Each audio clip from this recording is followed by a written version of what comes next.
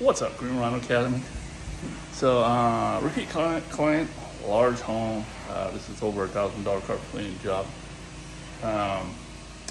And this one's just a little bit of tips for when you get helpers, or if you're lucky enough to have a helper. So if you're lucky enough to have a helper, otherwise you gotta do it all on your own, is just making whoever's using the wand have an easier time with everything, right? Be conscientious of everything as far as pulling in hoses, right? At the same time, leaving them enough slack. I don't know, well, experienced guys will know this. If people are pulling the slack too tight, you're playing tug of war, and it really sucks for the person operating the wand. So making sure there's enough slack there for them, at the same time managing the hoses. Also making sure that corner guards are staying in place and moving them around as needed.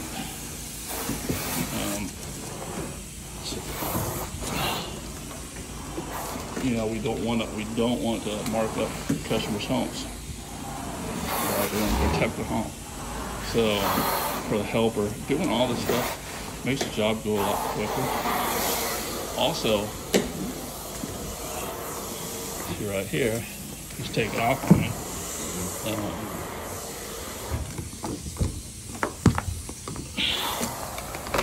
Rotating these things, right?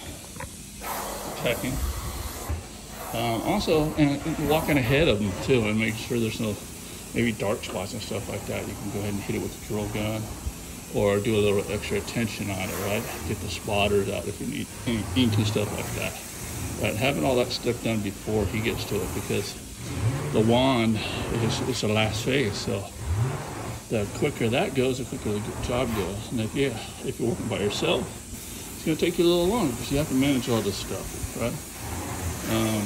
But that's why the way I teach in my my training is specifically vacuum, do a walkthrough, and locate any specialty stains. You do that before also the vacuum. What I do also, if I see like ink here and there, I'll take the ink bottle, I'll put it next to that ink stain. That way I don't forget it as I'm washing it, as I'm wanding out of the house.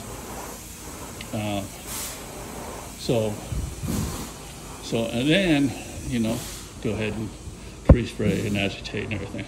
So by the time you're cleaning with the wand and you show up to that ink spot, you can just treat it, pour a little on there, agitate it, and rinse it out.